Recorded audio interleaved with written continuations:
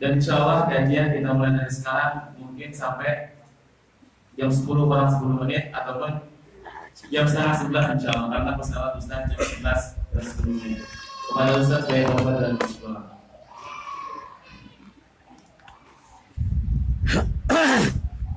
Assalamualaikum warahmatullahi wabarakatuh.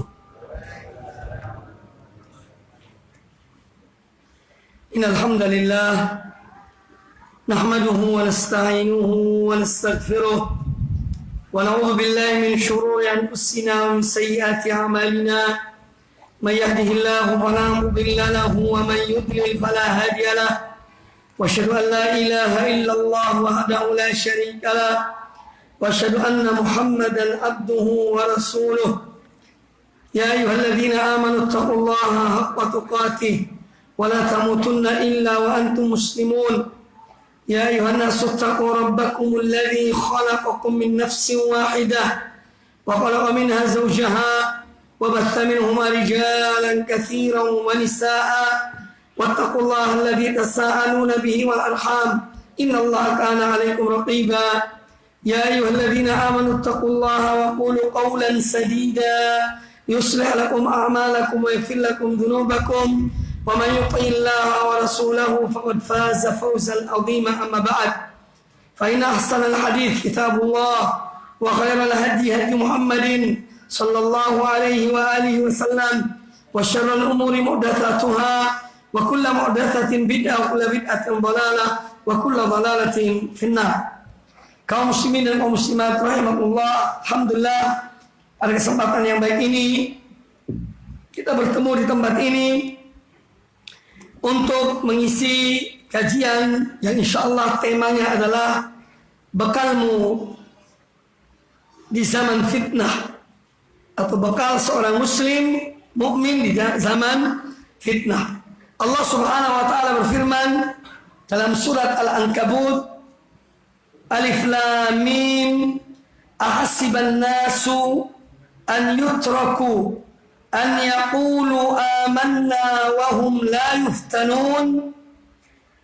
Alif Lam Mim, apakah manusia mengira bahwasanya mereka dibiarkan begitu saja mengatakan kami telah beriman sedang mereka tidak diuji?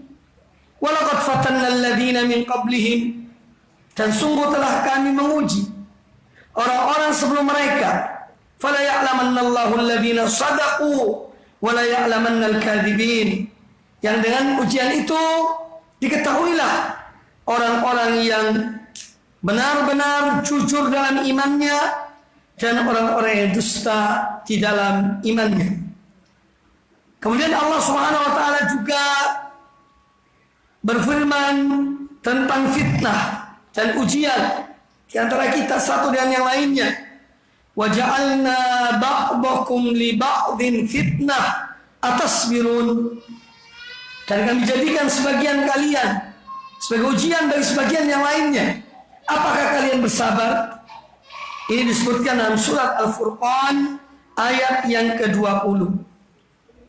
Maka ujian fitnah adalah konsekuensi bagi mereka orang-orang yang telah beriman, dan hikmah dari ujian itu untuk Allah menguji siapa yang benar imannya dan siapa yang dusta imannya. Dan fitnah yang dimaksud kalau disebutkan dalam kalimat-kalimat hadis, ada beberapa macam fitnah.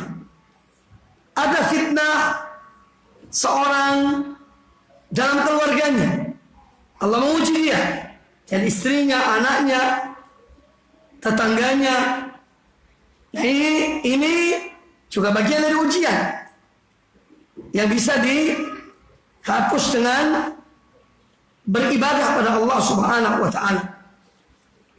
Sebagaimana yang disabdakan oleh Nabi sallallahu alaihi wasallam dari Hudzaifah bin Al-Yaman radhiyallahu anhu, bahwa Umar bin Khattab radhiyallahu anhu berkata, "Man yahfadhu haditsan 'anil Nabi sallallahu alaihi wasallam fi fitnah?"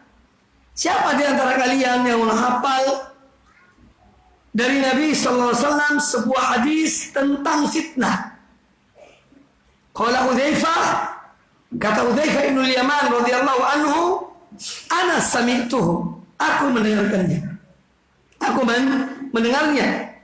Yaqul, bahwa beliau berkata, bersabda, fitnatur rajuli fi ahlihi wa malihi wa jarihi, bahwa fitnah, ujian seorang dalam keluarganya, dalam hartanya, dengan tetangganya, tukaffiruh as-salatu was-siyam was-sadaqah. Itu bisa terhapus dengan salat, dengan puasa, dengan sedekah. Ini salah satu makna dari fitnah. Ujian yang Allah berikan pada seorang hamba, baik pada hartanya, keluarganya, tetangganya. Ini bisa terhapus dengan, kalau itu menimbulkan dosa, terhapus dengan apa? Memperbanyak ibadah pada Allah Ta'ala.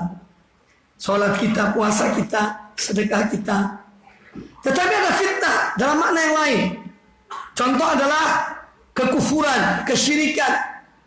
Sebagaimana Allah Ta'ala berfirman bahwa al-fitnatu asyaddu minal qatl. Fitnah itu lebih besar daripada pembunuhan. Ini artinya kekufuran, kesyirikan. Dan ada fitnah dalam bentuk yang lain yang disebutkan pula dalam hadis-hadis Nabi SAW, yaitu peperangan antara kaum muslimin, ya, menumpahkan darah di antara mereka, terjadi kekacauan, terjadi penyimpangan, terjadi syubhat, fitnah-fitnah syahwat. Nah, di saat yang demikian itu, apa yang harus dilakukan oleh seorang muslim? Saya akan bacakan beberapa hadis dari Nabi Sallallahu Alaihi Wasallam tentang fitnah itu. Di antaranya adalah hadis Usama bin Zaid radhiyallahu anhuma. Kata beliau, asyrafan Nabi Sallallahu Alaihi Wasallam ala utumin min atamil Madinah. Pernah suatu ketika Nabi SAW naik di tempat yang tinggi, sebuah benteng, adalah benteng-benteng kota Madinah. Faqal, lalu beliau berkata kepada para sahabatnya yang ikut naik bersama beliau. Kata beliau kepada mereka, hal tarawna ma ara? Apakah kalian melihat apa yang aku lihat? Qalu la. Kata para sahabat, tidak. Ini kami tidak melihat. Kata Nabi Sallallahu Alaihi Wasallam, fa inni la aral fitana taqa'u khilala buyutikum kawaqil matari, kawaqil qatri. Kata beliau, sungguhnya aku melihat fitnah itu terjadi berjatuhan di sela-sela rumah-rumah kalian seperti berjatuhannya air hujan. Ini sudah isyarat, berita gaib dari Nabi SAW yang Allah perlihatkan kepada beliau bahwa akan muncul fitnah-fitnah itu. Hadis ini hadis sahih dari Imam Al-Bukhari di dalam sahihnya. Para ulama menyebutkan bahwa apa yang dilihat oleh Nabi SAW bahwa akan terjadi fitnah, dan beliau melihat di rumah-rumah di kota Madinah. Ini menunjukkan bahwa permulaan benih fitnah itu dari kota Madinah. Kemudian dia mencari tempat yang lain. Maka kita melihat terjadinya fitnah pertama tatkala pintu fitnah itu dirusak. Siapa pintu fitnah itu? Itu Umar ibn Khattab radhiyallahu anhu. Maka fitnah itu terjadi sampai hari kiamat. Kemudian terjadi pembunuhan kepada Khalifah Utsman bin Affan radhiyallahu anhu. Pembunuhan kepada Khalifah Rashid Ali bin Abi Thalib dan seterusnya. terjadi peperangan Siffin, perang Jamal dan yang lainnya. Dan ini telah diisyaratkan oleh Rasulullah sallallahu alaihi wasallam. Nah, tentang pintu fitnah itu adalah Umar bin Khattab, apabila selama pintu ini tertutup, maka tidak terjadi fitnah itu. Begitu dia terbuka, muncullah fitnah tersebut. Yaitu lanjutan dari hadis yang saya bacakan tadi. Ketika Umar bin Khattab radhiyallahu anhu bertanya kepada Hudzaifah, dan Hudzaifah menjawab, fitnah seseorang pada keluarganya, hartanya, tetangganya itu bisa terhapus dengan sholat, dengan puasa, dengan sedekah. Kata Umar bin Khattab radhiyallahu anhu, "Laisa as'alu an bihi." Saya tidak bertanya tentang fitnah yang itu. Dan kita diuji oleh Allah dalam diri kita, keluarga kita. Sebagaimana pada ayat Al-Furqan tadi, ayat ke-20. Wa ja'alna ba'dakum li ba'din fitnah. Atasbirun? Yang menjadikan sebagian antara kalian fitnah. Kalian sabar atau tidak? Suami fitnah bagi istrinya, istri fitnah bagi suaminya. Yani ujian. Orang tua fitnah bagi anaknya, anak fitnah bagi orang tuanya, penguasa fitnah bagi rakyatnya, rakyat fitnah bagi penguasanya. Itu semua ujian. Umar bin Khattab radhiyallahu anhu mengatakan, bukan itu yang aku bertanya tentang fitnah itu. Innama as'alu anil lati tamuju kama yamujul bahr. Tetapi fitnah yang aku tanyakan adalah fitnah yang dia bergejolak, bergelombang, ibarat gelombang-gelombang laut yang besar. Itu yang aku tanya. Qal wa inna duna dzalika baban mughlaqan. Kata Hudzaifah bin Yaman, bahwa sebelum fitnah itu yang kamu tanyakan, seperti gelombang laut yang besar, itu ada pintu. Kata Hudzaifah, pintu yang terkunci, pintu itu dari fitnah tersebut. Kata Umar bin Khattab radhiyallahu anhu bertanya kepada Hudzaifah, ayuftahu au yuksar? Apakah pintu yang terkunci itu dibuka ataukah dirusak? Ya, dibuka dengan baik ataukah dirusak? Qal yuksar. Kata Hudzaifah bin Yaman, pintu itu akan dirusak. Qal, kata Umar bin Khattab radhiyallahu anhu, "Dzaka ajdaru an la yughlaqa ila yaumil qiyamah." Kalau demikian bahwa pintu itu akan dirusak, maka itu tentu lebih pantas pintu itu akan tetap terbuka dan tidak akan tertutup sampai hari kiamat. Karena pintu dirusak. Kata teman-temannya Masruq seorang tabi'in. Kata mereka kepada Masruq yang bertanya kepada Hudzaifah, salhu, tanyakan pada Hudzaifah ibnu Yaman, akana Umar ya'lamu manil bab? Apakah Umar mengetahui bahwa pintu itu adalah beliau, adalah dia? Jika pintu itu dipecahkan, akan terjadi fitnah, yaitu dengan terbunuhnya Umar bin Khattab radhiyallahu anhu. Fasa'alahu, maka Masruq bertanya kepada Hudzaifah bin Yaman, apakah Umar tahu bahwa dia ada pintunya? Qal na'am.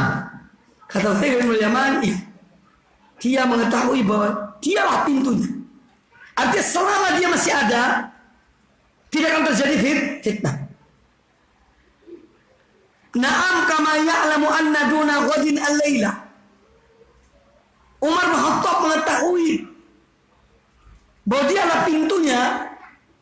Itu ibarat seorang mengetahui bahwasanya setelah malam hari akan ada esok hari. Artinya jelas. Hadis ini hadis sahih dari Imam Al-Bukhari di dalam sahihnya.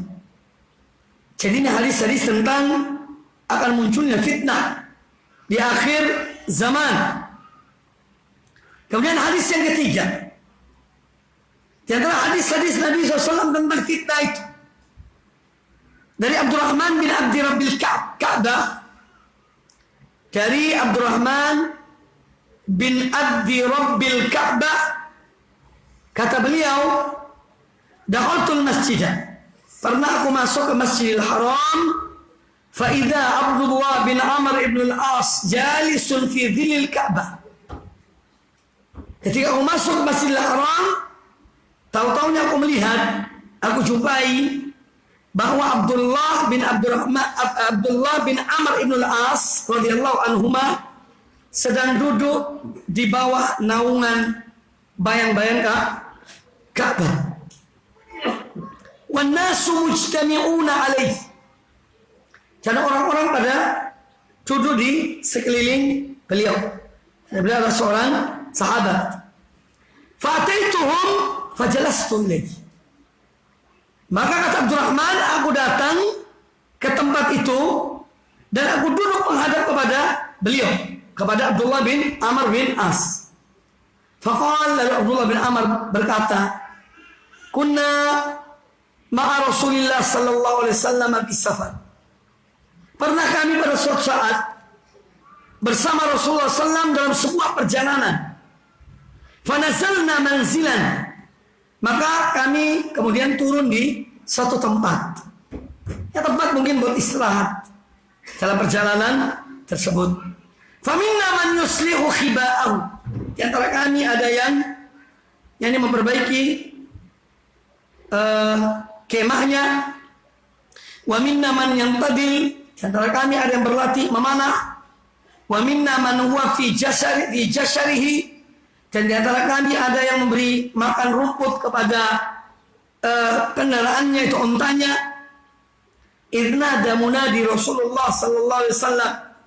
Ketika dalam keadaan itu, dalam keadaan demikian, ada seorang penyeru dari Nabi sallallahu alaihi wasallam. Penyeru itu mengatakan as-salata jami'ah. Memanggil untuk sholat. Kemungkinan besar peristiwa ini sebelum disyariatkannya adzan. Sehingga pada awal mulanya untuk mengumpulkan sholat dan ucapan as-salatu jami'ah. Kemudian fajtama'na ila Rasulillah sallallahu alaihi wasallam. Kami pun kemudian berkumpul di sekeliling Rasulullah SAW. Faqala, lalu beliau bersabda, innahu lam yakun nabiyyun qabli. Sesungguhnya tidaklah ada seorang nabi pun sebelum aku. Illa kana haqqan alaihi. Melainkan merupakan kewajiban bagi nabi tersebut. An yadulla ummatahu ala khairi ma ya'lamuhu lahum. Kewajiban nabi tersebut adalah dia menunjukkan pada umatnya setiap kebaikan yang dia ketahui merupakan kebaikan bagi mereka. Ini bagi umatnya. Wa yunzirahum syarra ma ya'lamuhu lahum. Dan dia mengingatkan kepada mereka tentang keburukan yang dia tahu atas mereka. Yang dia ingatkan kepada mereka. Lalu kata Nabi sallallahu alaihi wasallam, wa inna ummatakum hadhihi ju'ila afiyatuha fi awwaliha. Dan sesungguhnya umat kalian ini, yaitu umat Rasulullah SAW ini, dijadikan keselamatan, kebaikan pada umat yang pertama dari umat ini. Wa sayusibu akhiraha bala'un. Dan akan menimpa akhir dari umat ini, yaitu bala, cobaan. Wa umurun tunkirunaha. Dan akan terjadi peristiwa-peristiwa yang kalian mengingkarinya. Wa taji'u fitnatun. Dan akan muncul fitnah. Fayuraqqiqu ba'duha ba'dan. Fitnah ini yang datang mengecilkan fitnah yang sebelumnya. Arti bahwa fitnah yang berikutnya lebih besar dari yang sebelumnya. Wa taji'ul fitnatu dan akan datang lagi fitnah setelah itu. Fayaqulul mu'min, seorang mukmin mengatakan, hadhihi muhlikati. Oh, fitnah ini dia yang akan membinasakan aku. Tsumma tangashifu. Lalu fitnah itu berlalu, pergi, lewat. Wa taji'ul fitnatu, muncul lagi fitnah yang lainnya. Fayaqulul mu'min, hadhihi. Maka seorang mukmin mengatakan, inilah dia fitnah yang akan membinasakan aku. Terus demikian, bertubi-tubinya fitnah-fitnah tersebut, sehingga seorang mukmin membayangkan bahwa atau mengatakan bahwa fitnah ini yang akan membinasakan aku. Lalu kata Nabi alaihissalam, faman ahabba, ini jalan keluar di zaman fitnah itu. Di antara jalan keluar disebutkan oleh Nabi sallallahu, faman ahabba an yuzahzaha 'anil nari wa yudkhalal jannata, maka barang siapa yang dia ingin agar dia diselamatkan dari api neraka dan dia dimasukkan ke dalam surga, falta'tihi maniyatuhu, maka hendaklah ketika datang kematian menjemputnya, wa huwa yu'minu billahi wal yawmil akhir, dia dalam keadaan beriman kepada Allah dan hari akhir. Wal ya'ti ilan nasi alladhi yuhibbu an yu'ta ilaih, dan hendaklah dia perlakukan kepada manusia sesuatu yang dia ingin mereka perlakukan kepadanya, yang berbuat baik. Hadis ini hadis sahih riwayat Imam Muslim di dalam sahihnya. Ini juga salah satu hadis Nabi SAW yang menjelaskan tentang fitnah di akhir zaman dan bagaimana sikap seorang mukmin tatkala munculnya fitnah-fitnah itu. Yang ditunjukkan di sini, hendaknya dia tetap berakidah yang benar, iman pada Allah dan iman pada hari akhir. Kemudian dia berbuat baik kepada manusia, menjaga muamalah yang baik dengan mereka di zaman fitnah itu. Baik. Lalu apakah kira-kira hal yang merupakan bekal bagi seorang mukmin di zaman terjadinya fitnah? Karena tidak akan terjadi hari yang kiamat itu, sehingga ilmu berkurang, zaman semakin cepat berputar, banyak terjadi gempa bumi, banyak terjadi fitnah, banyak terjadi pembunuhan. Itu yang disebutkan oleh Nabi Sallallahu Alaihi Wasallam di akhir zaman sebelum terjadinya hari kiamat. Nah, yang pertama, agar seorang selamat dari fitnah-fitnah itu, yang pertama, hendaklah seorang senantiasa memohon pada Allah Azza wa Jalla taufik. Taufik untuk mengikuti al-haq, untuk mengikuti kebenaran. Karena yang memegang hati manusia adalah Allah Subhanahu wa Ta'ala. Dan di zaman fitnah itu biasanya hati itu goncang. Apalagi jauh dari para ulama, jauh dari ilmu, seorang sangat mudah goncang di masa munculnya fitnah itu. Oleh karena itu, dia harus senantiasa minta pada Allah Azza wa Jalla taufik. Karena apa? Wa ma taufiqi illa billah. Tidak ada seorang yang mendapatkan taufik kecuali dengan pertolongan Allah Subhanahu wa Ta'ala. Ya. Mohon pada Allah Azza wa Jalla taufik. Ya. Kemudian tentu taufik itu adalah hidayah dari Allah yang Allah masukkan dalam hati seseorang untuk berbuat, untuk beramal, berbuat.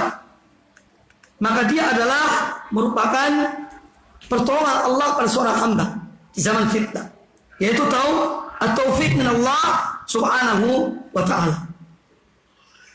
Kemudian yang kedua, di antara yang disebutkan oleh para ulama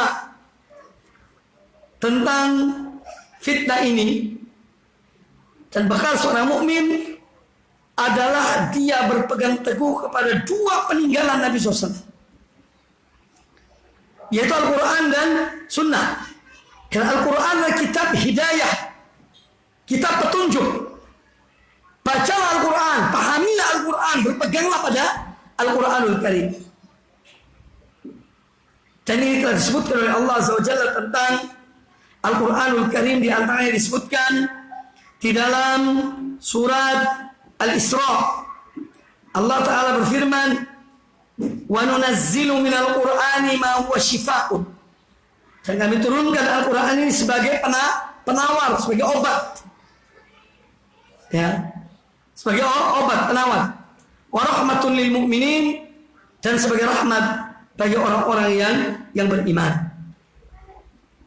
Maka dari seorang yang dia berpegang teguh pada Al-Quranul Karim, termasuk dalam hal ini adalah sunnah Nabi SAW, maka dia akan selamat. Tentu Quran dan sunnah dan pemahaman yang benar.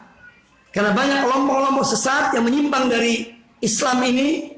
Kalau ditanyakan pada mereka, mereka mengatakan kita kembali pada Quran dan sunnah.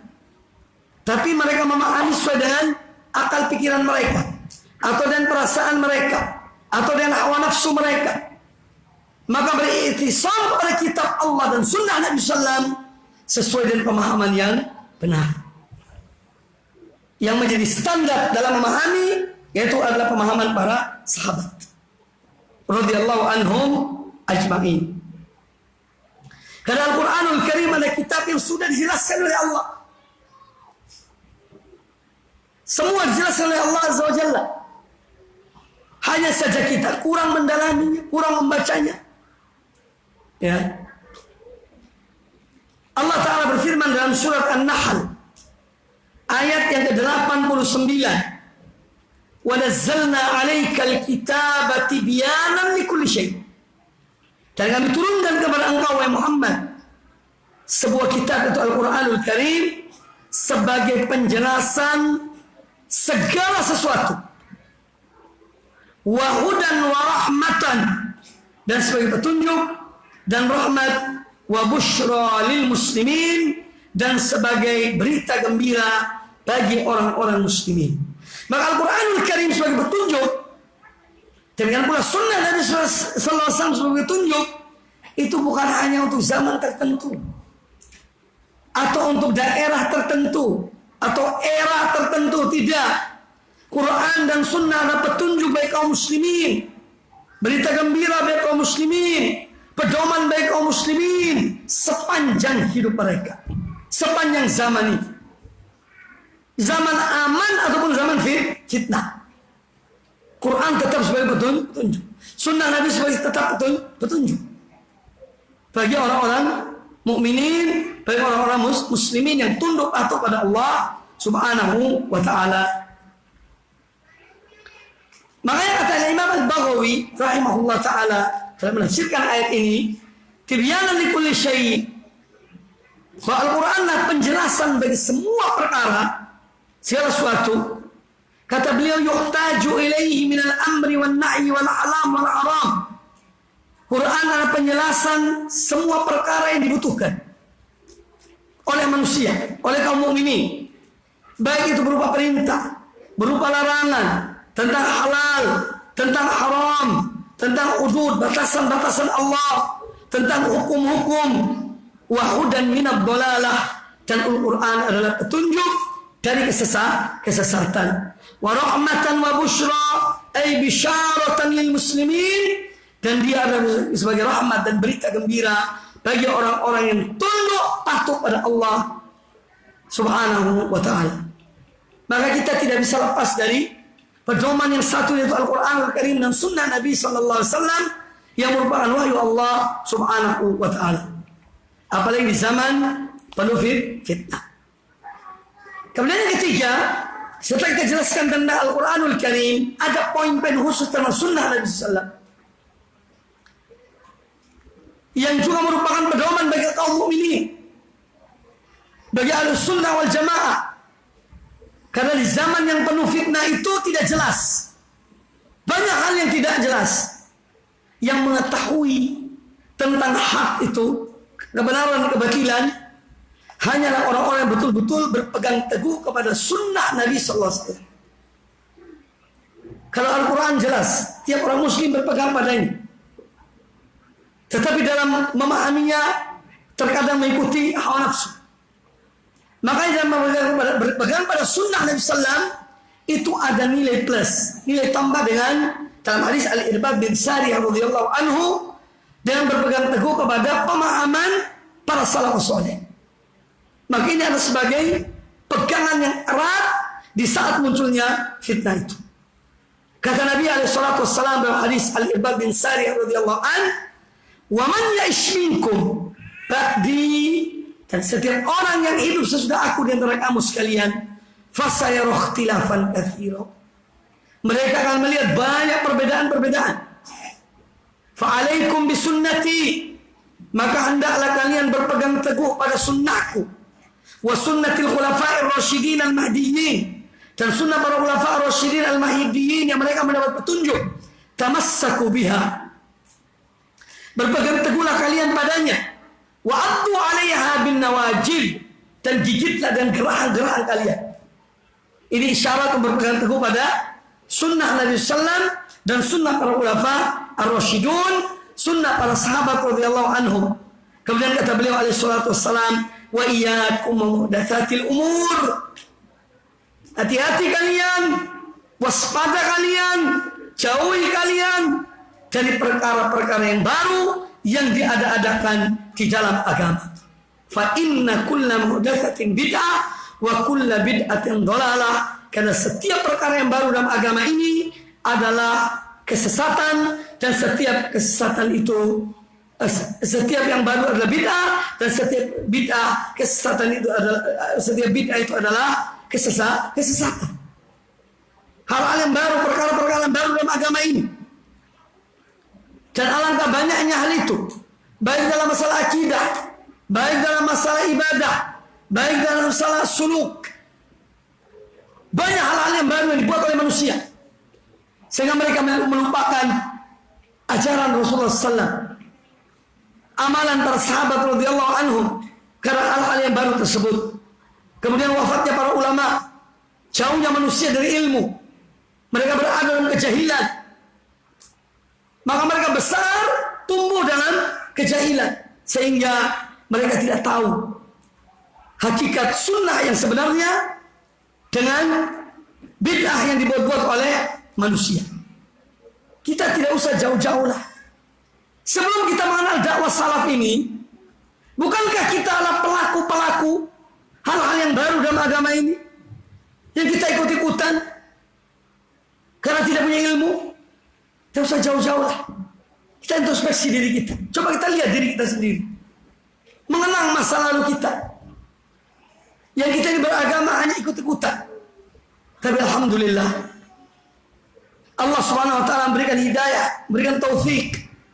Ilmu itu sampai kepada kita tentang Islam yang sesuai dengan Quran dan Sunnah dan pemahaman para salafus saleh dan para ulama-ulama kaum muslimin yang bertakwa pada Allah, yang terkenal dengan ilmu mereka, ketakwaan mereka, kesungguhan mereka.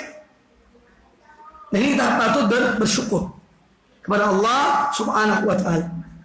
Coba sesekali kita renungkan, kita melihat saudara-saudara kita kaum muslimin yang hidup dalam kejahilan, tidak mau belajar, puas dengan apa adanya. Maka kita akan betul-betul mensyukuri nikmat Allah dan mengenal tauhid, sunnah, ya, pemahaman yang hak. Jadi satu nikmat yang patut kita senantiasa mensyukuri Allah Subhanahu wa taala. Kemudian yang poin keempat, di antara bekal yang dengannya seorang mukmin membekali dirinya di zaman yang penuh kejahilan, penuh fitnah, syubhat dan syahwat, yaitu hendaklah seorang tanamkan dalam dirinya rasa takut akan zaighul qulub. Apa sih zaigh itu?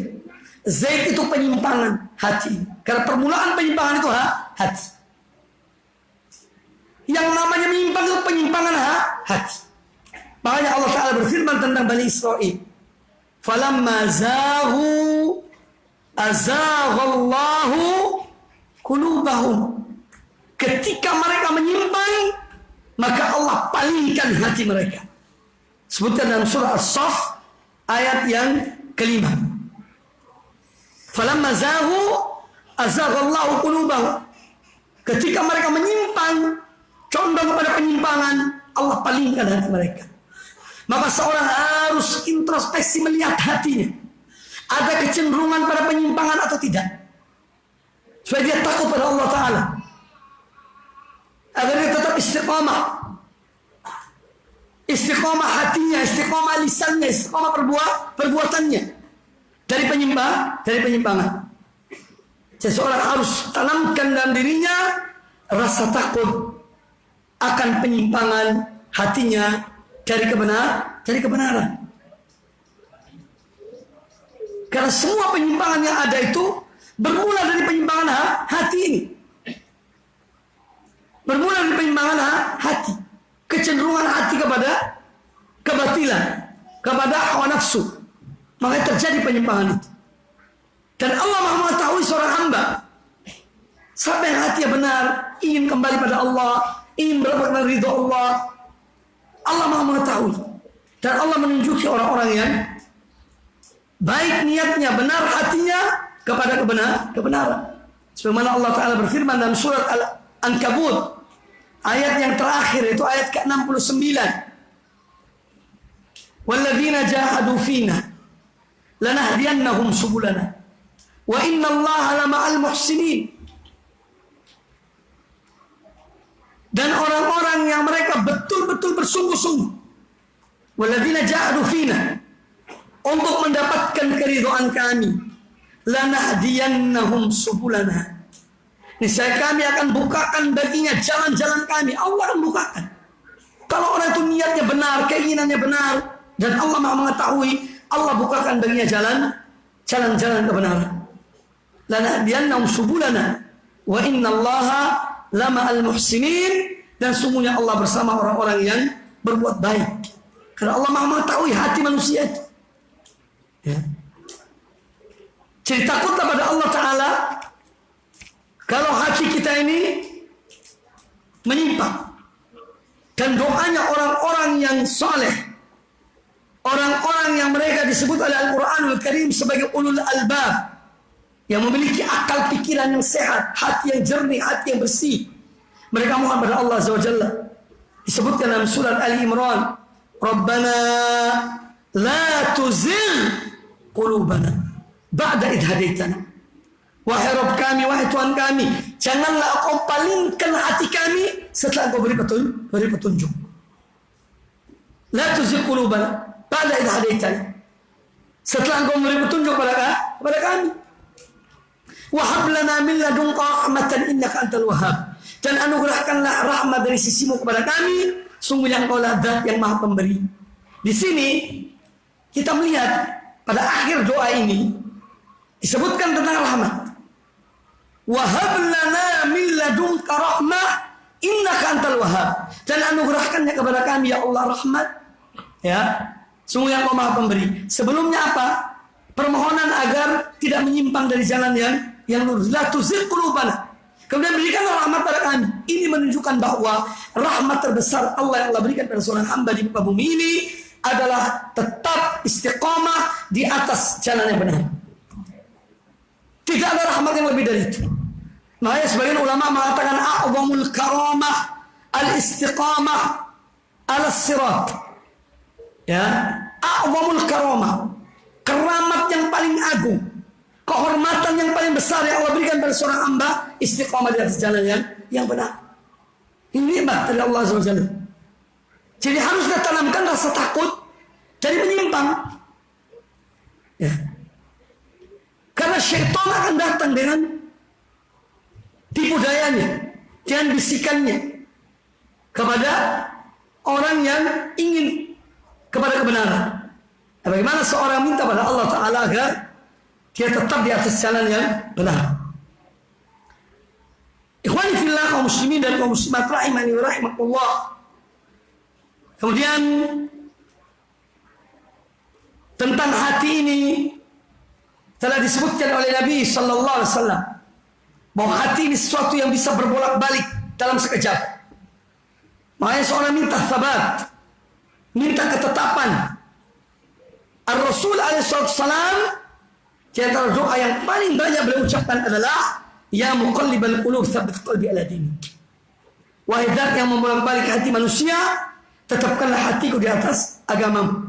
Itu Rasulullah sallallahu alaihi wasallam yang sudah dijamin oleh Allah Ta'ala. Beliau selalu minta agar tetap di atas agama Allah. Dan apalagi kita hidup di zaman fitnah,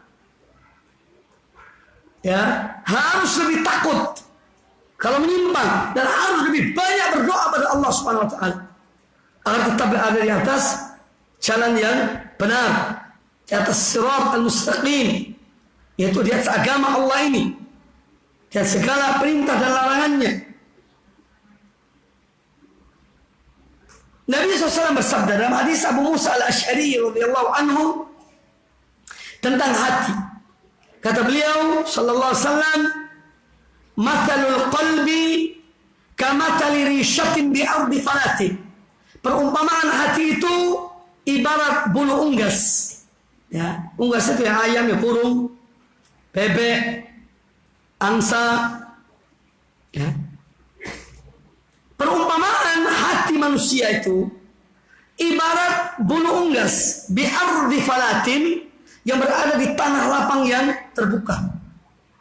Yuqallibuha ar-rihu tuqallibuha ar-rihu dhahran li batnin, yang dia dibolak-balik oleh angin. Ya. Sebentar di atas, sebentar di bawah, diputar. Itu gambaran diberikan oleh Nabi sallallahu alaihi wasallam. Makanya kita jangan heran. Kadang-kadang kita cinta pada ustadz ini, besok benci. Oh, ternyata ini, ternyata itu. Berubah lagi. Ya. Jadi ini contoh nyata dalam kehidupan kita. Bahkan dalam hadis Nabi sallallahu alaihi wasallam riwayat Imam Muslim dari Abu Hurairah radhiyallahu anhu, kata Nabi alaihi salatu wassalam, "Badiru bil a'mal." Segeralah kalian beramal. Segeralah kalian memperbanyak amal-amal kebaikan. Fitanan kakita'il lail muzlim. Karena akan datang fitnah-fitnah ibarat potongan-potongan malam yang gelap. Bagaimana keadaan itu? Keadaan manusia di saat seperti itu? Kata Nabi alaihi salatu wassalam, "Yusbihur rajulu mu'minan wa yumsi kafiran." Seorang di pagi hari dia beriman, ternyata di sore hari dia telah kufur. Wa yumsi mu'minan wa yusbihu kafiran. Di sore hari dia beriman, ternyata di pagi hari dia telah kufur. Waliyadzubillah. Ya. Maka dari itu, jaga hati kita ini. Selalu minta ketetapan pada Allah Subhanahu wa Ta'ala. Jangankan kita sebagai manusia biasa. Ada ayat yang menjelaskan peringatan Allah kepada Nabi sallallahu alaihi wasallam dan menunjukkan Allah memuliakan beliau, Allah menjaga beliau. Di dalam surat Al-Isra ayat yang ke-74, surat Bani Israel, Al-Isra ayat yang ke-74, Allah Ta'ala berfirman, "Walaula an thabbatnaka laqad kitta tarkanu ilaihim syai'an qalila." Apa sih artinya? Kata Allah Ta'ala kepada Rasulullah SAW, hamba dan Rasulnya yang termulia, dan kalau saja kami tidak memperkuat hatimu wahai Muhammad, niscaya kamu hampir-hampir condong sedikit kepada mereka. Ini Rasulullah SAW diingatkan oleh Allah Ta'ala. Kalau bukan karena kami memperkokoh hatimu wahai Muhammad, kamu condong pada mereka walaupun sedikit. Subhanallah. Makanya kata As-Sa'di rahimahullah ta'ala, Syekhnya Syekh Muhammad bin Shalih Al-Utsaimin, kata beliau, anna Nabi sallallahu alaihi wasallam wa huwa akmalul khalqi, bahwasanya Nabi SAW dan beliau adalah manusia yang paling sempurna. Qala Allah Ta'ala lahu, Allah Ta'ala berfirman kepada beliau, walaula an sabbatnaka laqad kitta tarkanu ilaihim syai'an qalila, kalau saja bukan karena kami kuatkan hatimu wahai Muhammad, engkau condong pada mereka sedikit. Itu pada beliau. Kata beliau As-Sa'di, fa kaifa bi ghairihi, maka bagaimana dengan yang selainnya, selain Nabi SAW. Oleh karena itu janganlah seorang mensucikan dirinya. Aku tidak bakal menyimpang, aku tidak bakal kemakan syubhat. Jangan sombong yang takabur. Allah membalik hati dalam sekejap. Nabi SAW diingatkan oleh Allah SWT, manusia yang jelas akan selamat dunia akhirat, manusia yang termulia, kekasih Allah Subhanahu wa taala. Allah ingatkan beliau.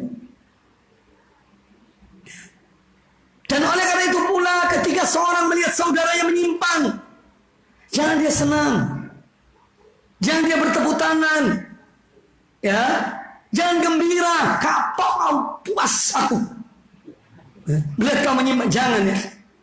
Mintalah pada Allah Ta'ala, ya muqallibal qulub tsabbit qalbi ala dinik, wahai zat yang membolak-balik hati, tetapkanlah aku di atas hatimu. Doakan semoga orang itu kembali pada jalan yang benar.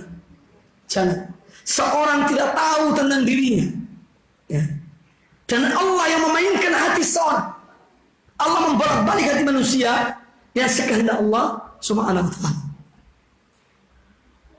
Ikhwani fillah kaum muslimin muslimat rahimakumullah. Kemudian di antara senjata dan bekal seorang mukmin di zaman penuh fitnah adalah dia meningkatkan ketakwaannya kepada Allah Subhanahu wa taala, mempersenjatai dirinya dengan takwa kepada Allah Subhanahu wa taala. Karena dengan ketakwaan itu Allah menciptakan cahaya dalam diri seorang sebagai pedoman hidupnya. Dan cahaya itu dia akan berjalan di atas cahaya yang benar. Allah Ta'ala berfirman dalam surat Al-Hadid ayat yang ke-28, ya ayyuhalladzina amanu, wahai orang-orang yang beriman, ittaqullah, takutlah kalian pada Allah, wa aminu bi rasulihi, dan berimanlah kalian kepada rasulnya, yu'tikum kiflaini min rahmatih, niscaya Allah akan memberikan kepada kalian dua bagian, yakni dari pahalanya. Allah berikan kepada kalian dua bagian. Wa yaj'al lakum nuran tamshuna bihi, dan Allah akan jadikan bagi kalian dengan ketakwaan kalian pada Allah dan iman kalian kepada Allah dan Rasulnya, Allah akan jadikan kepada kamu sekalian cahaya. Cahaya nuran tamshuna bihi, yang dengan cahaya itu kalian berjalan di bawah cahaya. Karena sering dicontohkan, digambarkan oleh hadis-hadis Nabi Sallam, fitnah itu adalah gelap gulita. Hatta dalam Al-Quran digambarkan tentang fitnah itu gelap, sesuatu yang gelap gulita. Ya, di saat yang gelap gulita itu memerlukan cahaya. Ketakwaan salah satu dari cahaya yang akan menjadikan seorang itu berjalan di bawah cahaya Allah. Ya Allah berikan. Maka dari itu takwa kepada Allah Azza wa Jalla adalah salah satu senjata terpenting di zaman yang penuh dengan fitnah. Ya, ada seorang tabi'in namanya Talaq bin Habib rahimahullah taala. Beliau mengatakan, "Idza waqa'atil fitnatu fadfa'uha bittaqwa." Apabila terjadi fitnah, maka tolaklah fitnah itu dengan takwa. Tolaklah fitnah dengan takwa. Karena kecenderungan di saat terjadi fitnah, orang itu berani berbuat apa saja. Berani membunuh, berani merampok, berani mencuri, berani berbuat apa saja. Di zaman fitnah. Maka menolak fitnah dari diri kita, dan tetap takwa kepada Allah Subhanahu wa taala. Baik fitnah syubhat maupun fitnah syahwat. Bekali diri dengan takwa. Kemudian yang berikutnya, di antara senjata yang dengannya seorang mukmin membekali dirinya di zaman yang penuh fitnah adalah hiduplah dengan ilmu. Tuntutlah ilmu. Ilmu jadikan pendamping kita dalam kehidupan kita. Artinya apa? Menuntut ilmu. Terus belajar. Ilmu syar'i. Ya. Ini maksud ilmu adalah ilmu syar'i. Karena Allah Subhanahu wa taala memuji orang-orang beriman. Dan mereka tidak sama dengan orang-orang berilmu. Karena mereka tidak sama dengan orang-orang yang tidak berilmu. Makanya yang paling tenang di saat munculnya fitnah adalah orang-orang punya ilmu. Orang yang tidak punya ilmu gelisah. Orang yang mengikuti hawa nafsu gelisah. Tapi orang berilmu sebelum munculnya fitnah dia tahu bahwa ini peristiwa akan menimbulkan fitnah. Sebagaimana dikatakan oleh Hasan Al-Basri rahimahullah taala, kata beliau bahwasanya fitnah itu apabila datang maka orang berilmu yang pertama mengetahuinya. Tapi orang jahil setelah fitnah itu berlalu baru mereka tahu fitnah itu. Tapi orang berilmu tidak. Ya, mereka mengetahui sebelum munculnya fitnah, bahwa tahu bahwa ini akan terjadi fitnah. Karena ilmu. Makanya dalam Al-Quranul Karim banyak ayat-ayat memuji orang-orang berilmu. Allah Ta'ala berfirman dalam surah Az-Zumar ayat ke-9. Qul hal yastawil ladzina ya'lamuna wal ladzina la ya'lamun? Apakah sama orang berilmu dan orang tidak berilmu? Apakah sama orang yang mengetahui dan orang yang tidak mengetahui? Tentu jawabannya tidak sama. Tidak mungkin sama. Kemudian juga dalam surat Al-Hajj ayat yang ke-54 Allah Subhanahu wa taala berfirman, "Waliya'lam alladhina utul ilma annahu al-haqqu min rabbik." Dan agar orang yang berilmu mengetahui bahwasanya Al-Qur'an itu adalah kebenaran yang datang dari Tuhanmu. Itu juga dengan ilmu. Dengan ilmu. Dan ada kalimat indah yang perlu dicatat dengan tinta emas untuk diamalkan, bukan hanya sekedar catatan. Dari Hudzaifah ibnul Yaman radhiyallahu anhu, beliau mengatakan, la tadurrukal fitnatu ma arafta dinaka. Tidak akan membahayakan kamu fitnah itu jika kamu tahu akan agamamu. Jika kamu tahu akan agamamu. Lalu kata beliau, innamal fitnatu idza ishtabaha 'alaikal haqq wal batil.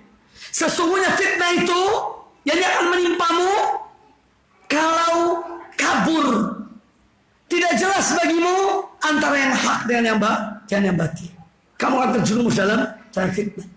Tetapi selama kamu tahu agamamu, kamu tidak akan membahayakan kamu akan fitnah tersebut. La tadurrul fitnatu ma arafta dinaka. Tidak akan mencelakakan kamu selama kamu tahu tidak akan mencelakakan kamu akan fitnah itu selama kamu mengetahui agamamu. Innamal fitnatu idza ishtabaha 'alaikal haqq wal batil.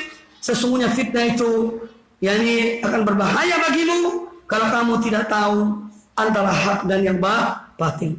Ini dikeluarkan oleh Imam Ibnu Abi Syaibah di dalam musannafnya. Perkataan Hudzaifah ibnu Al-Yaman.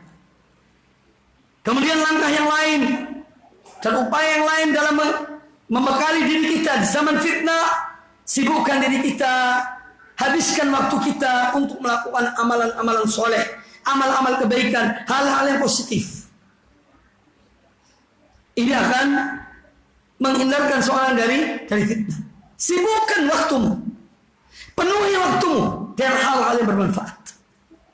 Bermanfaat untuk dirimu, keluargamu, agamamu, umatmu. Jadi perbanyak amal aktivitas dengan yang positif. Jangan gampang mudah mendapat syubhat kemudian disebarkan. Sibukkan dirinya dengan WhatsApp, perkataan, syubhat, hoax. Banyak tuh. Akhirnya terjerumus dalam fitnah karena hoax. Ya.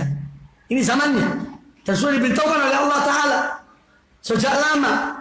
In ja'akum fasikum binaba'in fatabayyanu. Kalau datang pada kalian seorang fasik dan membawa berita, maka cross check berita itu. Baik. Jadi mengisi waktu dengan amal-amal kebaikan, amal soleh. Ya dalilnya banyak. Di antaranya surat Al-Asr. Wal asr innal insana lafi khusrin illa alladziina aamanu wa amilus shalihat wa tawassaw bil haqqi wa tawassaw bis sabr. Adapun hadis itu hadis Abu Hurairah radhiyallahu anhu yang sudah saya sampaikan tadi. Badiru bil a'mal fitanan kakito illal mudlim. Segeralah kalian memperbanyak amal. Ini amal-amal kebaikan, amal soleh. Karena akan muncul fitnah-fitnah ya yang datang bertubi-tubi ibarat potongan-potongan malam yang gelap gulita. Artinya dia terus-menerus datang itu. Belum selesai fitnah yang satu, datang fitnah yang berikutnya. Belum selesai fitnah yang satu, datang fitnah yang berikutnya. Ya. Yang mana ketika terjadi fitnah itu, yusbihur rajulu mu'minan wa yumsi kafiran. Seorang di pagi hari dia beriman, di sore hari dia pelaku kufur. Atau di sore hari dia beriman, di pagi hari dia pelaku kufur. Lalu kata Nabi SAW, beliau menyebutkan tentang penyebab kekufuran itu, pergantian perubahan itu, salah satu sebab adalah karena dunia. Ya bi udinahu bi aradin minad dunya, karena dia menjual agamanya, dia menjual akidahnya dengan dunia. Maka hati-hati. Ya dunia itu ketika muncul itu menjanjikan suatu. Indah, tapi sebetulnya ini adalah berbahaya, akan membinasakan kita. Kemudian juga di antara dalil tentang memperbanyak amal kebaikan, amal soleh di saat munculnya fitnah, ada hadis Nabi SAW riwayat Imam Muslim dari Ma'qil bin Yasar radhiyallahu anhu. Rasulullah SAW bersabda, al-ibadatu fil harji kahijratin ilayya.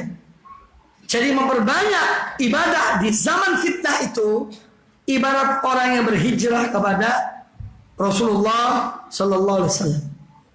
Ini dua dalil tentang kita dianjurkan memperbanyak ibadah, amal soleh, amal kebaikan di saat munculnya fitnah-fitnah tersebut. Kemudian ikhwani fillah rahimakumullah, ada sebuah hadis, sudah waktu yang habis. Ya. Hadis Nabi sallallahu alaihi wasallam dari Abdullah bin Amr bin Al-As radhiyallahu anhuma. Ketika munculnya fitnah itu, Nabi sallallahu alaihi wasallam memerintahkan kepada kita untuk yang pertama, kata beliau, ilzam baitaka. Tetaplah engkau di rumahmu. Artinya seorang itu kalaupun dia keluar seperlunya. Selesai urusannya kembali ke rumah. Ilzam baitaka. Yang kedua, kata beliau alaihi salatu wassalam, wamlik alaika lisanaka. Jaga lisanmu. Zaman fitnah itu jaga lisan. Sekarang jaga tanganmu. Tahu tanganmu. Ada berita masuk, share langsung diberi. Ini kalau sudah keluar, ibarat peluru yang keluar dari senjata. Tak mungkin masukkan lagi. Apapun yang Anda lakukan, teriak, ya Allah itu omongan disebut tidak pantas saya sebarkan. Tidak ada gunanya. Kalau sudah menyebar. Maka jaga lisan. Ini yang kedua, pedoman Nabi sallallahu alaihi wasallam. Kata beliau, wamlik alaika lisana, jagalah, peganglah lisanmu itu. Yang ketiga, wa khudh bima ta'rif, ambillah yang kau ketahui, yang baik, yaitu dari Quran dan Sunnah. Pegang teguh pada yang kau ketahui itu. Wajah matungkir, tinggalkan yang kau ingkar, yang menyimpang, yang tidak sesuai dengan tuntunan Allah, Quran dan Sunnah, tinggalkan, jangan kamu ikuti di zaman fitnah itu. Kemudian yang keempat, yang kelima, wa alaika bi amri khassati nafsika, Hendaknya kamu konsentrasi mengurusi urusan dirimu. Termasuk dalam hal ini adalah keluarga kita yang menjadi tanggung jawab kita. Ya ayyuhalladzina amanu, wahai orang-orang beriman, qu anfusakum wa ahlikum nar. Pelihara diri kalian dan keluarga kalian dari azab api neraka. Maka kita sibukkan diri kita mengurusi diri kita, anak-anak kita, keluarga kita di zaman fitnah itu. Lalu kata beliau alaihi salam yang keenam, wada'an ka'amrul amah, tinggalkan perkara-perkara yang bersifat umum. Jangan ikut-ikutan. Suruh demo, ayo kumpul di lapangan ini, ikut rame-rame. Jangan. Diam di rumah. Jaga lisanmu. Ambil yang benar, tinggalkan yang batil. Dan sibukkan dirimu dengan urusan-urusan dirimu dan keluarga. Ini pedoman dari Nabi SAW di zaman yang penuh dengan fitnah. Dan subhanallah, apa yang disebutkan oleh Nabi SAW benar-benar apabila kita laksanakan akan sangat bermanfaat. Biarkan cemoohan orang pada kita. Ini dah urusi tentang umat. Mereka bisu di saat umat membutuhkan ucapan mereka bisu. Biarkan. Kita punya prinsip. Kata Nabi SAW, man kana yu'minu billahi wal yawmil akhir falyaqul khairan aw liyaskut. Ini dua metode yang diajarkan oleh Nabi SAW. Apalagi di zaman fitnah. Barang siapa beriman pada Allah dan hari akhir, hendaknya dia mengucapkan yang baik atau diam. Jadi diam salah satu metode zaman fitnah itu. Ya. Bukan berarti membisu pada keadaan tidak. Terkadang seorang berbicara akan menimbulkan fitnah. Ya. Oleh karena itu, ikhwani fillah rahimakumullah, itu diantara pedoman-pedoman Quran dan Sunnah Nabi Sallallahu Alaihi Wasallam sebagai bekal bagi seorang mukmin di saat munculnya fitnah. Penutup adalah selalu berdoa pada Allah Subhanahu Wa Taala, tawakal pada Allah, berbanyak mohon pada Allah agar Allah memelihara kita dari fitnah, baik yang tampak maupun yang tersembunyi. Ya. Karena ini diperintahkan juga oleh Nabi Sallallahu Alaihi Wasallam kepada para sahabat-sahabat beliau radhiyallahu anhum ajma'in. Allah perintahkan mereka untuk mereka isti'adzah, minta perlindungan pada Allah dari fitnah-fitnah yang muncul. Kata beliau alaihi salam, ta'awwadhu billahi minal fitani ma dhahara minha wa ma batan. Mohonlah perlindungan pada Allah ya dari fitnah-fitnah yang banyak, baik yang tampak maupun yang tersembunyi. Qalu, para sahabat langsung melakukan, na'udzu billahi minal fitani ma dhahara minha wa ma batan. Kami berlindung pada Allah dari berbagai macam fitnah, baik yang tampak maupun yang tersembunyi. Ikhwani fillah rahimakumullah, qul hadza. Kita senantiasa minta pada Allah Taala ats-tsabat, tetap tegar di atas iman dan Islam, tegar di atas sunnah Nabi sallallahu alaihi wasallam dan manhaj para salafus saleh radhiyallahu anhum ajma'in. Alhamdulillah, kami sangat berterima kasih kepada semua yang telah ikut andil di dalam berjalannya agenda yang kita adakan pada kunjungan kali ini di Palangkaraya. Kami aturkan jazakumullah khairan. Mudah-mudahan dengan apa yang kita dapati ini, kita bisa berbagi juga pada yang lainnya. Dan salah satu nikmat Allah yang Allah berikan pada kita adalah masjid ini. Ya, 2 masjid, bahkan ini akan 3 masjid yang dibangun di Palangka. Ini satu nikmat dari Allah Subhanahu Wa Taala. Tak pakai cari dana, ya donasi, bangun masjid, orang kasih ambil masjid ini. Tinggal bagaimana kita mensyukuri nikmat Allah, manfaatkan semua sarana yang diberikan dari Allah ini dan sebaik-baiknya. Maaf tidak ada pertanyaan karena waktu singkat.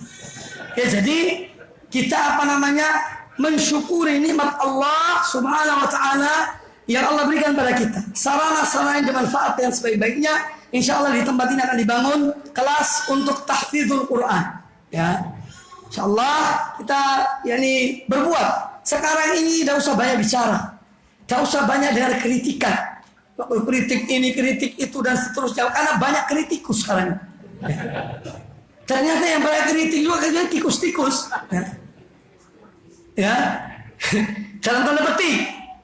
Oleh karena itu sudahlah, terus kita berjalan. Omongan manusia tidak akan selesai. Sebagaimana dikatakan dalam bahasa Arab, kalamun nas la yantahi. Ada seorang ayah dan anaknya dengan seekor himar keledai. Sang anak naik di atas keledai, orang tua yang menarik keledainya itu. Ketika temu orang, waduh anak ini kurang ajar. Masa bapaknya disuruh tarik, dia naik. Akhirnya sang ayah yang naik, anaknya turun. Jalan lagi melihat orang lagi. Waduh, ini anak orang tua ini tidak tahu diri. Ya. Dia yang besar yang kuat naik di keledai. Anaknya kecil disuruh tarik keledai itu. Ayahnya turun. Dua-duanya naik kendaraan. Lihat orang lagi. Waduh, orang tua ini zalim mereka. Ya. Masa satu ekor keledai ditunggangi dua orang. Dua-duanya turun. Jalan lagi.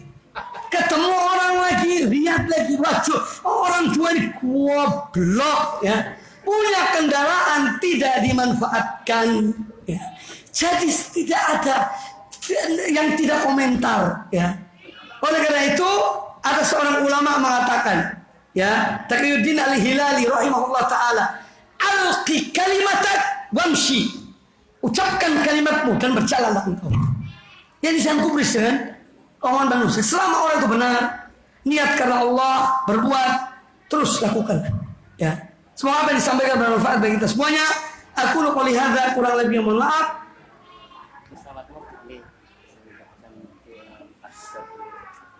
Pesawatnya pilih. Aduh, ini beritanya ya ini pesawatnya delay. Baik, karena pesawatnya delay, kita buka pertanyaan. Materinya sudah cukup insya-Allah. Saya tidak menambah ini. Silakan akhwat, ibu-ibu yang mau bertanya, ya sorong kertasnya dari bawah tabir. Berikan kertasnya dari bawah tabir. Dan yang lain boleh langsung. Baik. Sila ada pertanyaan. Assalamualaikum warahmatullahi wabarakatuh.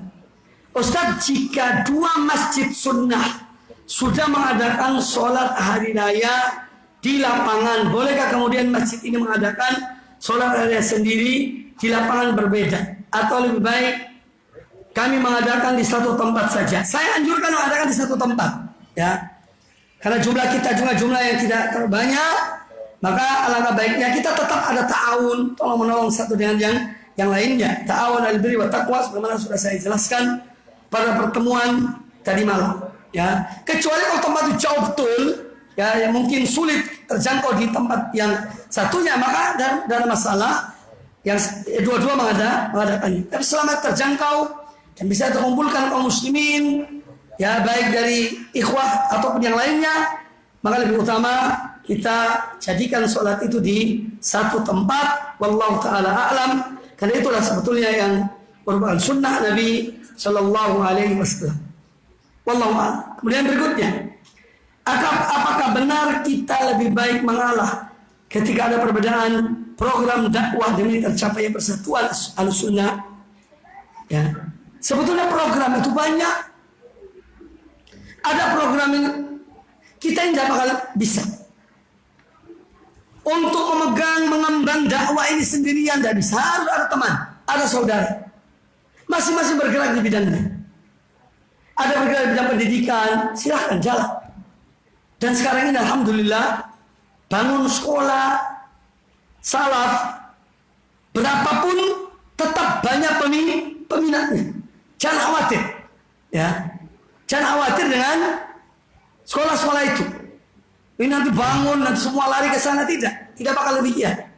Ya, selama jarak itu jarak ya jarak yang masuk akal lah. Artinya jarak yang wajar, tidak usah khawatir.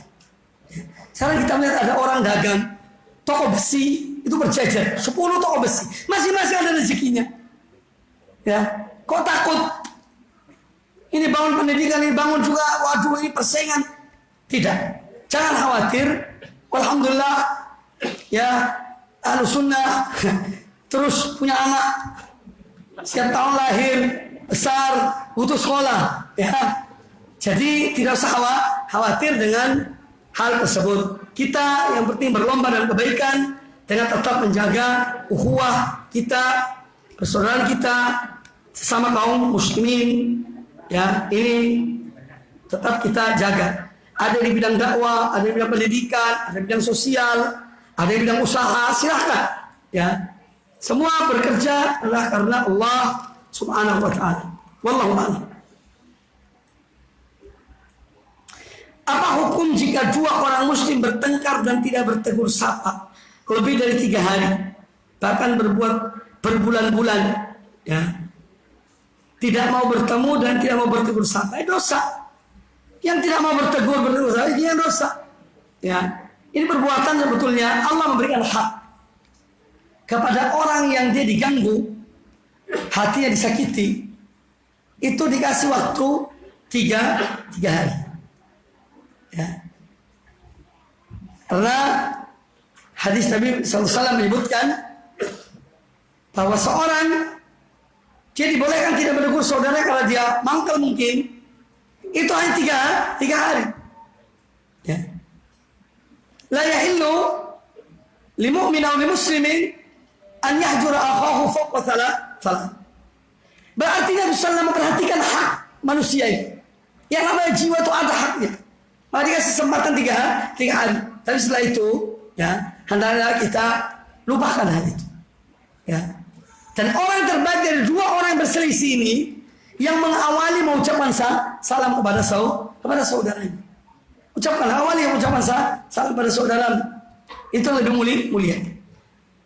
Yang jelas bahwa seorang yang tidak mau bicara dengan saudaranya, lain kalau saudaranya itu adalah melakukan perbuatan yang ya dosa besar atau apalah, perbuatan bid'ah, kemudian dia menjauhi saudaranya ya lebih dari 3 hari, itu masih dibolehkan. Tetapi kalau itu bermanfaat, kalau tidak bermanfaat, maka tidak ada gunanya. Karena sahabat Nabi SAW, Ka'ab bin Malik radhiyallahu an, dan 2 sahabat yang lainnya itu diboikot oleh Nabi SAW dan para sahabat beliau selama 50 hari. Karena mereka tidak ikut perang Tabuk, tidak ikut dalam perang Tabuk tanpa alasan.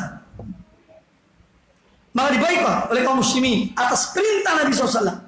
Selama berapa hari? 50 hari.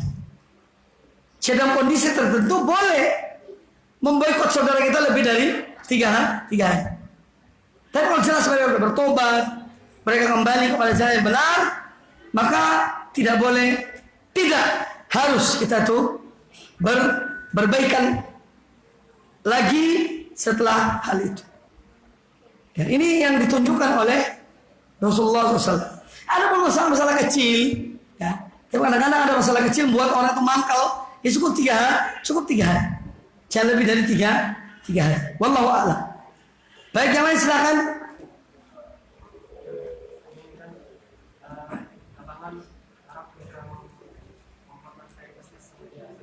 Apa? ISIS sama? Jadi apa?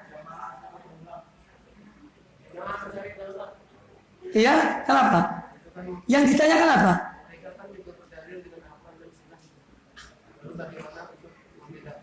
PKI pun berdalil dan Quran. Komunis tahu dalilnya Quran.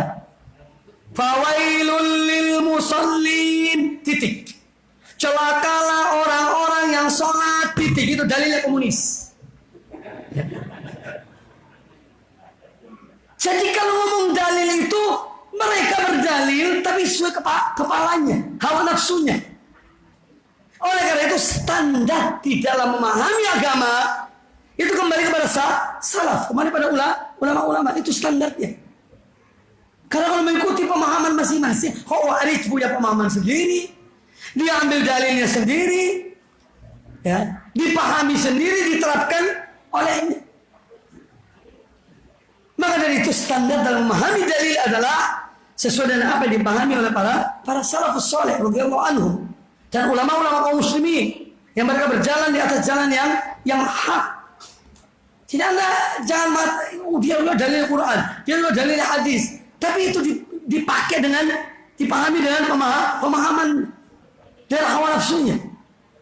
Ya, contoh tadi itu komunis itu di zaman tahun 65, zamannya Musso, tahun 48, ceramah mereka komunis itu, seolah-olah bagi orang-orang yang sholat, tapi titik sampai di situ. Tidak dilanjutkan ayatnya. Padahal ayatnya ada lanjutannya. Fawailul lil musallin alladzina hum an shalatihim sahun. Mereka yang melalaikan sholat, yang menunda-nunda sholat sampai habis waktunya. Itu celaka. Itu sudah dipakai. Maka dari itu pemahaman ada standarnya. Ya. Makanya kita disuruh kembali kepada para ulama. Ya. Wallahu a'lam. Yang lain silakan. Kalau masih ada pertanyaan, kalau tidak ada ya tidak ada masalah. Ya, betul. Tahdzir mentahdzir, ya.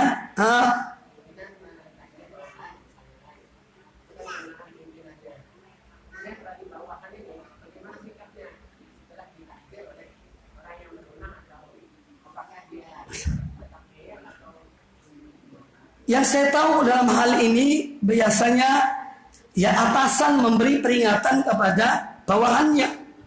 Bukan tahdzir namanya itu, peringatan. Kalau bawahannya dalam masalah pegawai negeri atau TNI, Polri, ada bawahannya yang bisa mungkin menyimpang, ya diingatkan, bahkan dihukum.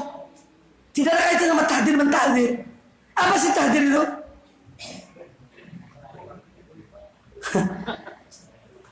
Tahdzir itu yakni mengingatkan seorang akan bahaya seseorang.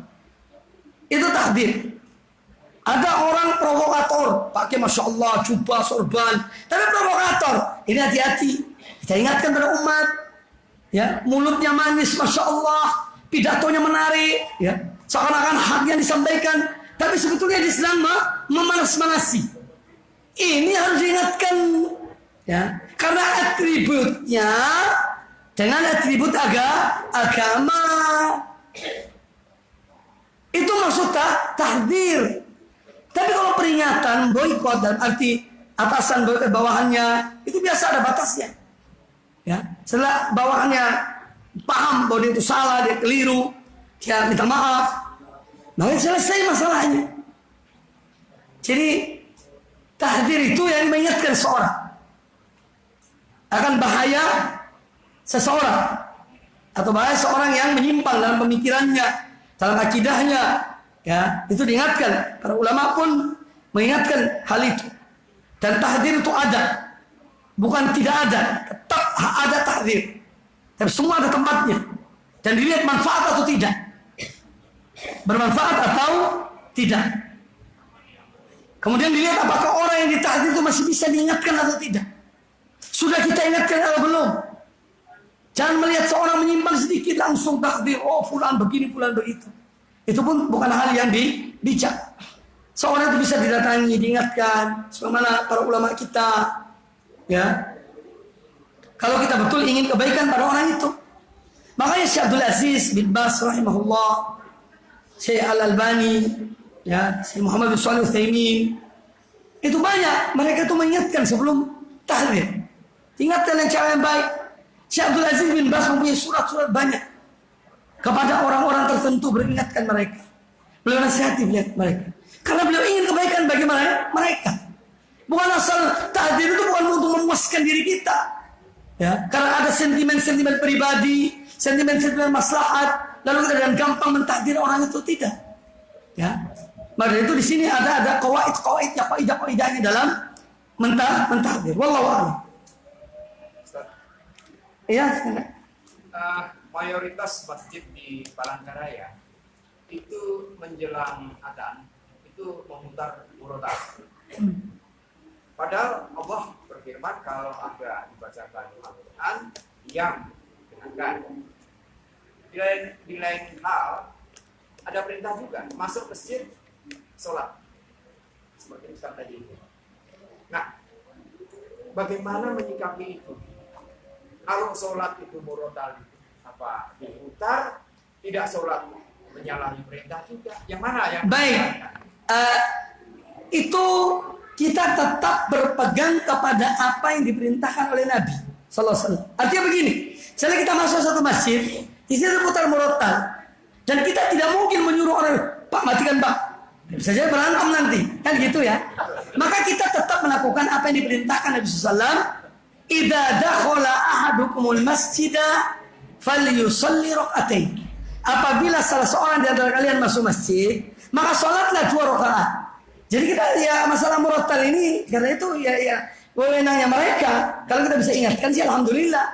Dan kalau tidak bisa, kalau nanti ada terjadi hal-hal yang mungkin lebih negatif, lebih banyak negatifnya, ya sudah kita lakukan apa yang jadi keharusan kita, yaitu perintah Nabi sallallahu alaihi wasallam, tetap sholat 2 rakaat. Wallahu a'lam. Itu yang tetap dilakukan.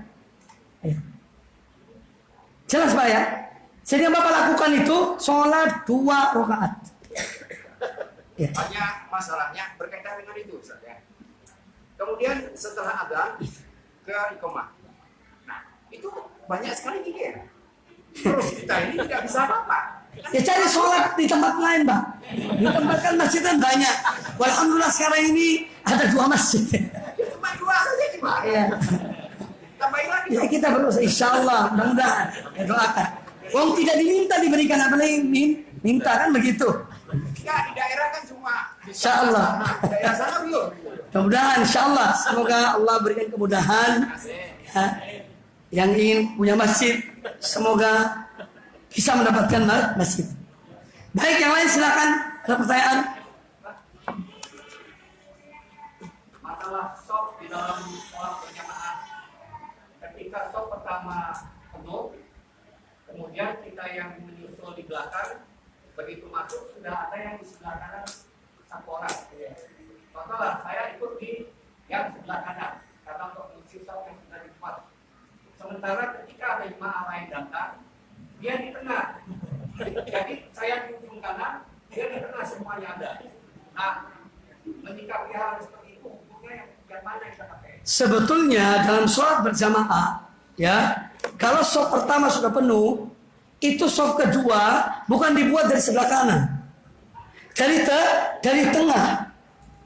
Dibuat sholat itu dari tengah sejajar dan imam. Kemudian kalau datang berikutnya di kanannya, datang berikutnya di kirinya, itu demikian. Itu yang dilakukan oleh kaum muslimin di masjid-masjid mereka. Ya memang ada sebagian orang yang kelihatannya dalam memahami hadis ini, memahami hadis itu sepihak. Karena ada hadis bahwa Nabi SAW mengatakan para malaikat mendoakan yang di sebelah kanan. Tapi kita alhamdulillah sudah keliling ke beberapa negara kaum muslimin. Itu tidak ada di masjid-masjid mereka. Sof itu dimulai dari kanan. Yang tengah dikosongkan. Selalu sof kedua itu dimulai dari tengah. Kemudian mengisi yang kanan, kemudian mengisi yang kiri. Dan kita tidak pernah melihat dalam sejarah kaum muslimin bahwa masjid itu hanya sofnya di sebelah kanan semua, tidak ada. Ya. Itu aneh juga itu. Ya. Itu bid'ah baru juga itu. Iya. Maka sudahlah kita pahami. Seorang kadang-kadang mendapatkan pahala itu dengan niatnya. Ya, dengan niatnya. Ketika dia berniat tapi ada halangan yang menghalangi dia mendapatkan apa yang dia ingin mengerjakannya, maka Allah tetap mencatat. Ya. Kalau misalnya ada soft kedua sebelah kiri itu tinggal 2 orang. Kemudian datang jamaah berikutnya. Apakah mereka bikin soft yang ketiga? Ya tidak. Atau mereka ke sebelah kanan? Ya tidak. Harus penuhi soft yang kiri itu. Itu aturan yang ada tuntunan dari Rasulullah Sallallahu Alaihi Wasallam. Ya, kita disuruh penuhi itu soft yang kosong, baru kemudian yang berikutnya. Wallahu a'lam. Baik, di sini ada pertanyaan. Ustaz, bolehkah menggunakan cadar ketika sholat dalam keadaan hijab yang transparan? Jika boleh, apakah ada dalilnya? Baik, sebetulnya yang dibolehkan terbuka bagi seorang wanita dalam sholatnya ada 2, wajah dan kedua telapak tangannya. Kemudian yang juga harus diperhatikan dalam apa yang ditanyakan tadi. Ketika soft itu hijab itu transparan. Apakah ada kebiasaan di masjid itu seorang laki-laki kalau masuk itu ngelirik dulu di belakang? Loh, ini juga kita tidak mau dibuat-buat pertanyaan itu. Iya, biasanya orang yang sholat datang langsung masuk ke soft. Kecuali memang laki-laki yang mungkin mata buaya ya lain lagi.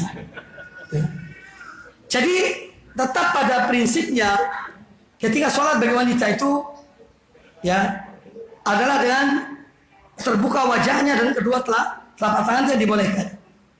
Nah, kecuali memang tempatnya terbuka atau yang mungkin di orang-orang awam yang tidak ngerti, ya wallahu a'lam, mungkin yakni seorang tetap menjaga wajahnya untuk tertutup. Tapi kalau itu sudah jelas softnya masjidnya, kemudian hanya ada mungkin sedikit celah di situ yang terbuka, tapi tidak ada orang yang datang melihat itu, ya sudahlah, kita kembali pada asalnya. Ya. Karena hukum cadar itu sendiri adalah afdoliyah. Ya. Kami cenderung kepada pendapat yang mengatakan cadar itu afdol, bukan hal yang wajib, walaupun ada sebagian ulama yang mewajibkan menutup wajah. Ya. Yang mewajibkan menutup wajah. Wallahu ta'ala alam, mungkin Anda bisa bertanya juga pada ustadz yang lainnya dalam masalah ini. Ustadz, lebih utama mana? Sholat tahiyat masjid atau langsung duduk mendengarkan kajian? Sholat 2 rakaat. Ini lebih utama. Karena hadis Nabi SAW tadi, idza dakhala ahadukumul masjid fala yajlis hatta yusalli raka'atain.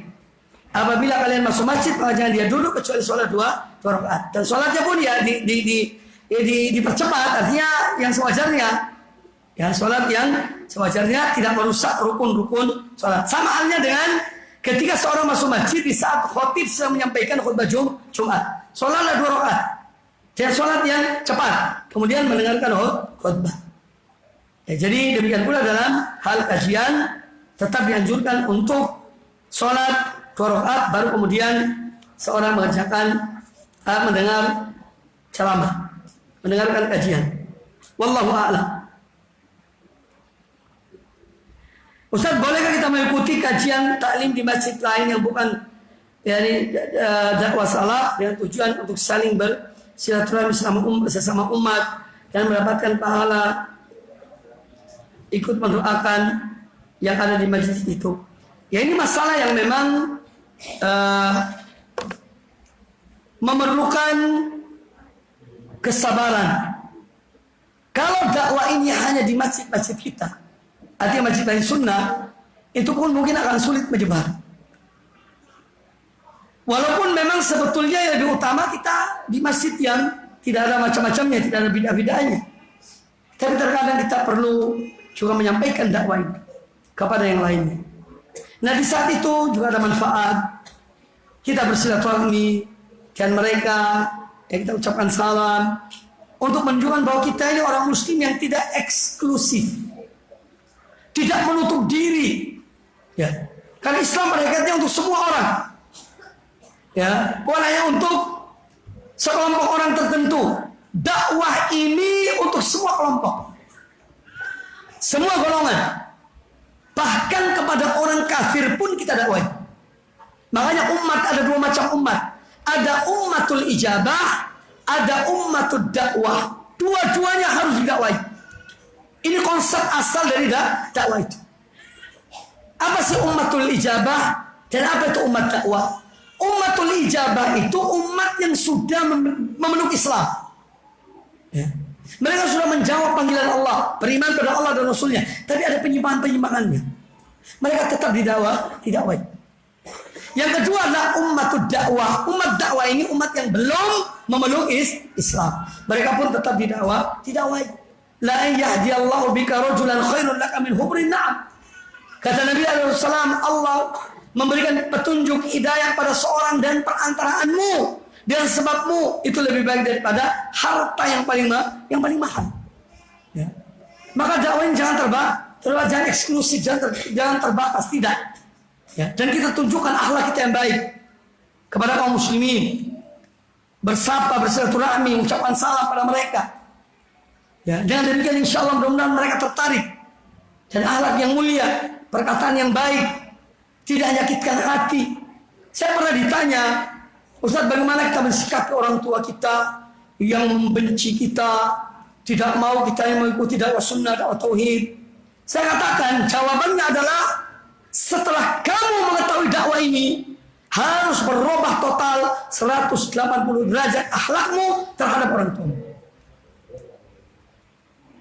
Datang masuk rumah salaman, salam, assalamualaikum. Temui ayahmu, temui ibumu, salam mereka. Kalau perlu ada hadiah, berikan hadiah. Adakan perubahan dalam diri. Orang tua akan bertanya, loh anak saya kok jadi seperti ini? Kok baik? Sebelumnya belum pernah seperti ini. Bukan langsung, orang tua saya lebih jauh, Ustaz. Saya baru dari orang tua saya, jangan ya. Orang yang paling pantas kita mengupayakan hidayah itu adalah orang tua kita. Makanya Nabi Ibrahim pada ayahnya, ya abati, wahai ayahku, lima ta'budu syaitan. Mengapa engkau menyembah syaitan, ya ayahku? Ikutilah aku tunjukkan engkau jalan yang lurus, jalan yang benar. Jadi akhlak, tunjukkan akhlak yang mulia. Insya Allah orang tuamu akan mengikuti kita, mengikuti engkau. Tapi kalau kita langsung pasang kuda-kuda dengan orang tua kita sendiri, ya, kesianlah, ya. Yang paling pantas kita rahmati, kita kasihannya adalah orang tua kita. Maka dengan perubahan akhlak yang ada pada diri seorang, insya Allah orang tua yang akan mendapatkan hidayah juga dengan doa pada Allah agar mereka mendapat hidayah.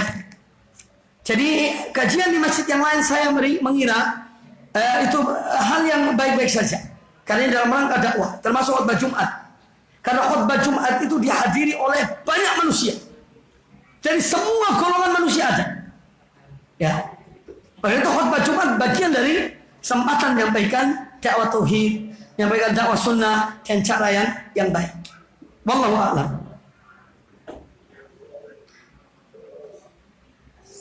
Ustaz, bagaimana kita bisa membedakan bid'ah tertolak dan bid'ah yang sesat? Apa sih yang dimaksud bid'ah tertolak, bid'ah yang sesat? Ya.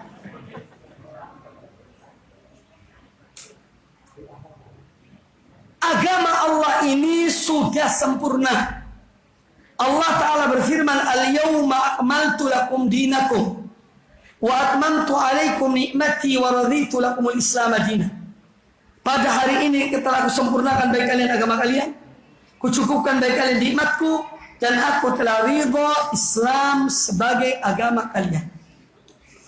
Ya. Maka setiap bid'ah dalam agama ini, hal-hal yang baru yang diadakan dalam agama ini adalah tertolak. Yang dimaksud dengan hal-hal yang baru itu bukan masalah duniawi. Karena yang dimaksud oleh Nabi SAW tentang kullu bid'atin dhalalah, setiap bid'ah adalah kesesatan dan penyimpangan. Ini yang dimaksud adalah bid'ah dalam agama, bukan dalam urusan duniawi. Ya, tapi dalam agama. Karena Nabi SAW diutus oleh Allah Ta'ala untuk menyebarkan agama Allah ini, ya. Bukan untuk membangun teknologi, tidak, keliru. Bahkan ketika Nabi SAW mengetahui tentang dikawinkannya korma, beliau mengatakan antum a'lamu bi amri dinikum, bi amri dunyakum. Kalian lebih tahu tentang perkara dunia kalian. Karena ini menjadi alasan bagi mereka yang tidak mempunyai hujah mengatakan kalau harus kullu bid'ah dhalalah, ya ini pikir adalah sesat. Karpet ya juga bid'ah. Di mana? Siapa yang mengatakan demikian? Islam tidak melarang dunia ini berkembang. Tetapi yang dimaksud dengan bid'ah yang tercela adalah dalam agama. Ini adalah sarana yang dengannya akan memberikan kemudahan untuk menyampaikan dakwah ini. Selama tidak bertentangan dengan agama, maka dibolehkan. Ya.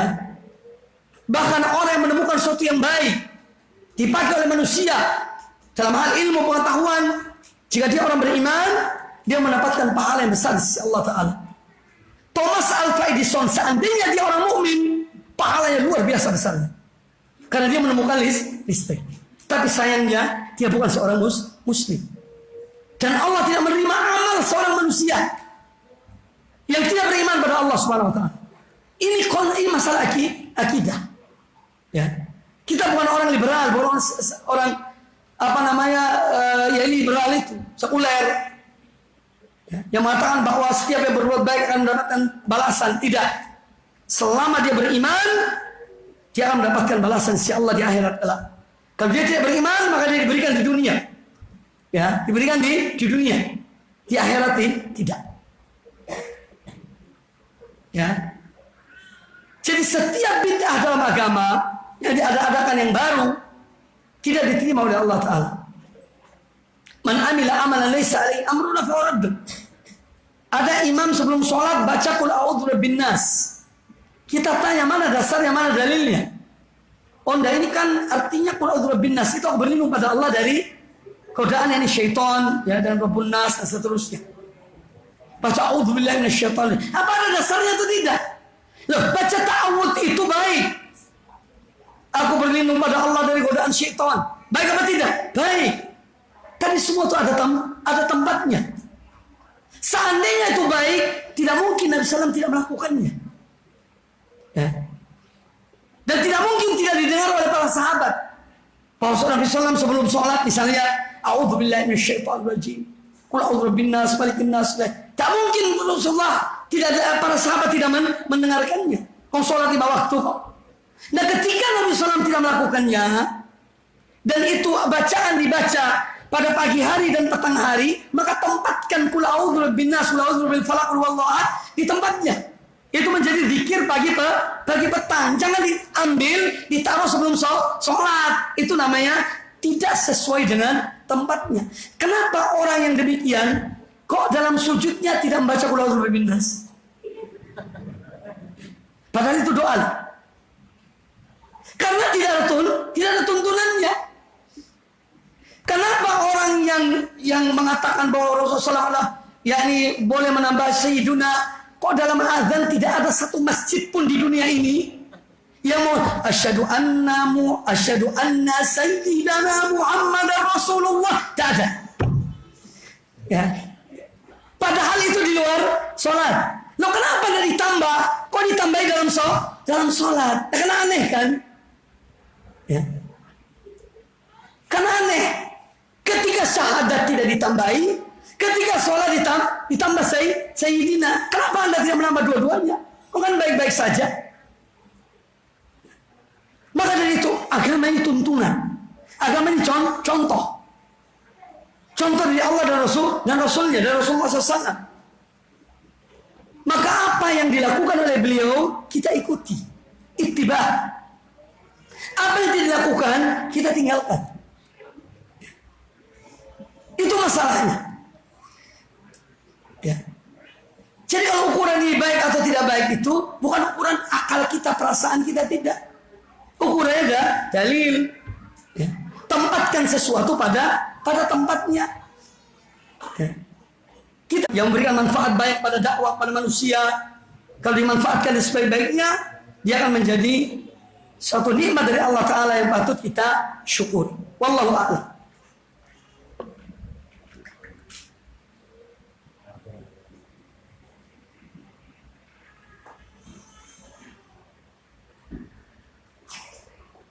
Bagaimana jika ada terjemahan Al-Quran yang diterjemahkan oleh organisasi tertentu dan terjemahan itu salah atau yang ini keliru atau sesuai dengan apa yang mereka kehendaki? Di sini pentingnya kita hati-hati dalam masalah ini.